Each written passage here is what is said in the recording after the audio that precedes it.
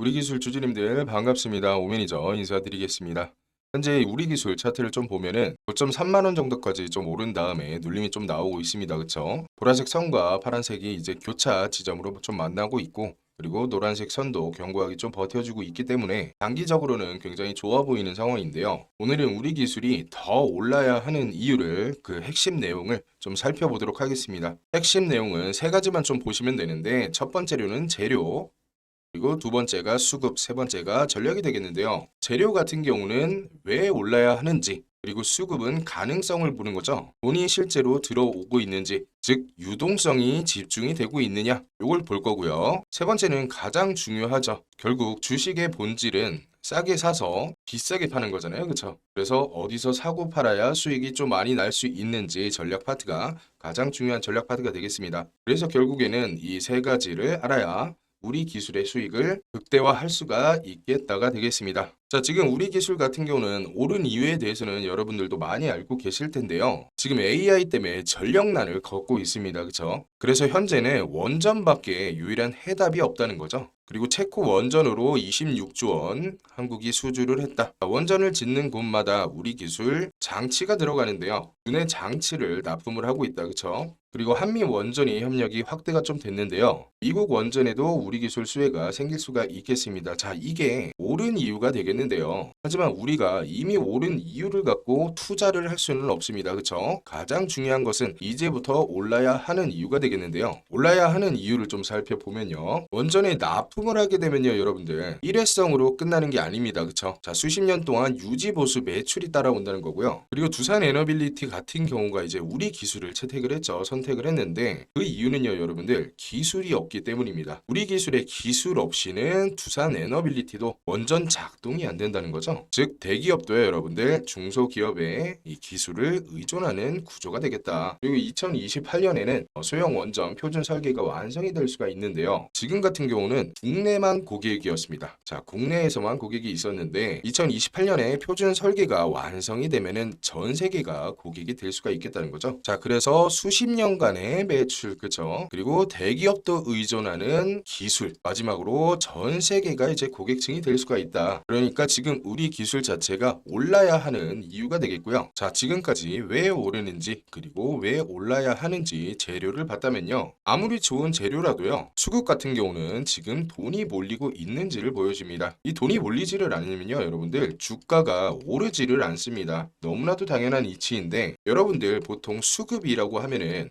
어떤 걸 좀 자주 보시나요? 대부분 매매 동향 들어가셔서 외국인과 기관계 많이 체크하시죠. 자, 그런데 이거 보고 수익 나신 분들 혹시 많으십니까, 여러분들? 아마 거의 없으실 겁니다. 자, 외국인과 기관계의 수급을 보는 게 나쁘다는 게 아니라요. 최근에 잘 올랐던 종목이죠. 대한광통신. 대한광통신 같은 경우가 좀 보면은 외국인 빼고는 계속해서 매도를 하고 있었고요. 그리고 엄청난 상승을 보여줬던 대우건설 같은 경우도 외국인과 기관이 계속적으로 매도를 하는 모습을 보이고 있습니다. 자, 이것처럼 외국인과 기관의 매매 동향만을 가지고 상승을 판단하기에는 무리가 있다는 겁니다. 그럼 여기서 우리가 그럼 무엇을 봐야 되는가? 진짜 수급은 바로 거래 대금을 보셔야 합니다. 자, 여기서 중요한 게 여러분들 거래량과 헷갈리시면 안 됩니다. 자, 쉽게 설명을 드릴게요. 어느 고깃집에서 삼겹살과 꽃등심을 파는데 삼겹살 같은 경우는 2만 원짜리가 100인분의 거래량이 나왔습니다. 그리고 꽃등심 같은 경우는요, 10만 원짜리가 50인분의 거래량이 나왔어요. 자, 거래량만 보면요, 여러분들 삼겹살이 꽃등심보다 거래량이 무려 2배입니다. 그쵸? 하지만 여기서 우리가 거래 대금을 보면은 삼겹살은 100인분의 거래량이 나왔지만 거래 대금은 200만 원이고요. 꽃등심 같은 경우는 50인분의 거래량이 나왔지만 거래 대금은 500만 원입니다. 결국에는 매출은 꽃등심이 주도를 했다는 거죠. 그래서 우리가 좋은 종목을 찾아보겠다고 거래량만 상위 종목만 가지고는 바로 허점이 생긴다는 거죠. 진짜 시장에서 주목하고 있는 종목을 찾고 싶을 때는 거래대금 상위 종목을 찾아야 한다는 겁니다. 투자의 거장 워런 버핏도 이런 말을 했습니다. 한국에는 좋은 기업이 너무나도 많은데 거래대금이 적어서 투자 매력이 떨어진다. 세계 최고의 투자자도요, 무엇을 받느냐면은 시장의 관심도를 받다는 겁니다. 그럼 여기서 의문점이 하나 들죠. 그럼 하루에 거래대금이 얼마나 찍혀야 많이 들어왔다고 판단을 할 수가 있느냐? 자, 딱 잘라서 설명을 좀 해드리자면요. 거래대금은 1000억을 기준으로 삼으시면 됩니다. 있습니다. 제가 매일 거래대금을 분석을 해가지고 구독자님들께 알려드리고 있죠. 하루에 1000억 이상 종목은요, 평균 100개 내외로 거래가 됩니다. 상위 기업들을 좀 제외를 하면은 또 얼마가 되지 않는 거죠. 그래서 몇천 개의 종목들 중에서 100개 정도면은 충분히 상대적으로 강한 종목이라 평가를 할 수가 있겠죠. 자, 제가 거래대금을 왜 이렇게 중요하게 설명을 드리냐면은 실제로 좀 보여드릴게요. 최근에 저희 시장 주도주 타점 보신 분들은 아실 겁니다. 그쵸? 자, 문자로 보내드리고 있는데 대우건설 같은 경우도 원전 재료와 이제 재건 재료가 있었죠. 충분히 오른 상황에서도 1000억 이상의 거래 대금이 꾸준히 들어오면서 기간 조정장에 진입을 하면서 63% 가까이 수익이 나왔었죠. 자, 그리고 다음 종목으로 대한광통신 같은 경우도 너무나도 핫 이슈였는데요. 충분히 상승이 나온 경우에서도 이 거래 대금이 꾸준히 유입이 되면서 추가 상승이 나왔고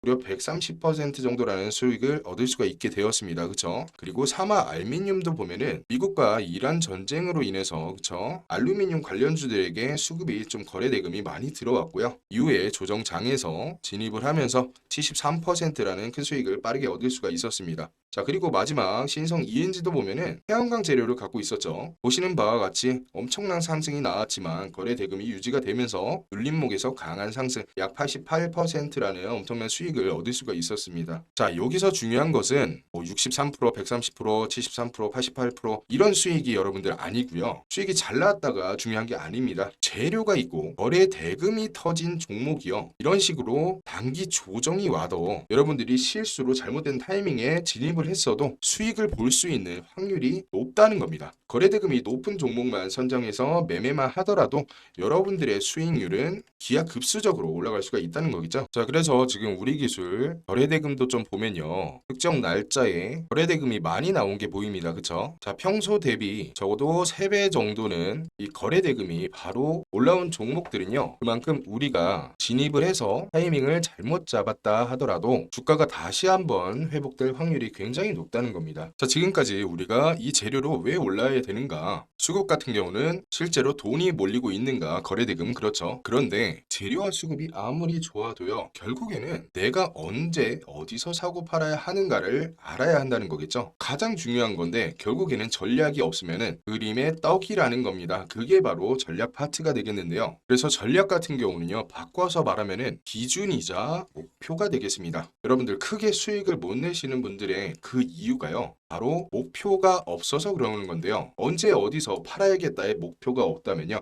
큰 수익은 기대하기가 힘들다는 건데요. 여러분들 이 목표가를 참고할 때 증권사 목표가 많이들 참고하실 겁니다. 그쵸? 자, 결론부터 말씀드리면은 증권사의 목표가는 보수적으로만 참고를 하셔라 라고 설명을 드릴 수가 있는데 그 이유는요. 증권사의 목표가는 보수적일 수밖에 없습니다. 자, 왜냐면은 증권사가 뭐 하는 것입니까? 여러분들 매수 매도를 해서 결국에는 수수료를 좀 챙겨야 하는 이런 구조인데 보수적으로 해야 매수 매도가 좀 활발해지지 않을까요? 실제로 작년에 증권사의 목표가를 좀 보면요. 자, 목표가가 나왔던 게 2025년 2월 28일이죠. 작년 2월 달에. 자, 삼성전자 목표가가 68,000원이 나왔습니다. 자, 그리고 현대차 증권에서도 2월 27일 날 삼성전자 목표가가 71,000원. 굉장히 보수적이죠. 하지만 저희 주식 인사이트에서 발행드렸던 삼성전자 목표 주가 얼마였습니까? 여러분들 18만 원이었죠. 자, 이거 무료로 배포되었던 자료죠. 상승 여력 230% 잡았고요. 보수적일 때가 96,000원, 그리고 낙관적이 18만원 정도. SK 하이닉스 같은 경우도 2월 28일 날 그쵸 목표 주가 20만원 정도 MI증권에서 나왔던 거고요. 자, 하나투자증권에서도 나왔던 게 25년 3월 12일 목표 주가가 29만원이었습니다.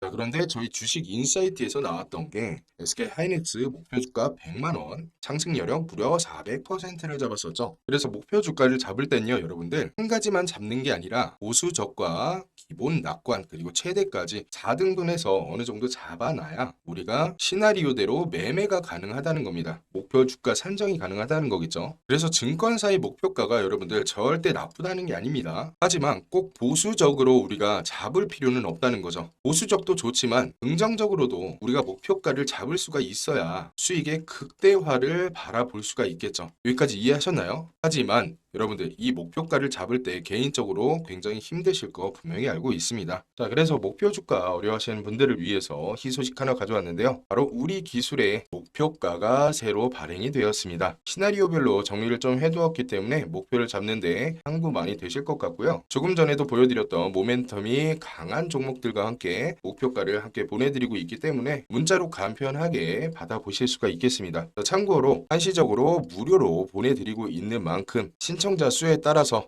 조기 종료가 될 수도 있다는 점 참고를 좀 해주시고요. 받아보시는 방법은 굉장히 간단합니다. 영상 하단에 보시면은 그 링크가 하나 보이실 텐데 링크를 누르시면은 이런 화면이 나오실 거거든요. 그러면은 첫 번째 오매니저의 영상을 본 사람이 맞다, 목표가를 받아보겠다 하시는 분들은 숫자 5를 정확히 기입을 해주시고요. 두 번째로 목표가 받으실 번호 그리고 신청자분 성함 작성해 주시면 됩니다. 신청 방법은 굉장히 간단하죠. 그래서 2026년에는 코스피와 코스닥의 마지막 대폭등의 기회가 될 수가 있겠는데요. 우리 구독자님들 결국에는 수익이라는 것은 싸게 사서 비싸게 팔아야 한다는 것, 주식 인사이트 꼭 기억해 두시고 조기 종료가 될 수 있는 만큼 공평해야 하기 때문에 숫자 5 정확히 기입해서 보내주시면 되겠습니다. 자, 영상은 여기서 마무리를 하도록 하고요. 영상이 도움이 되셨다면 구독과 좋아요 한번 눌러주시고 지금까지 오매니저였습니다.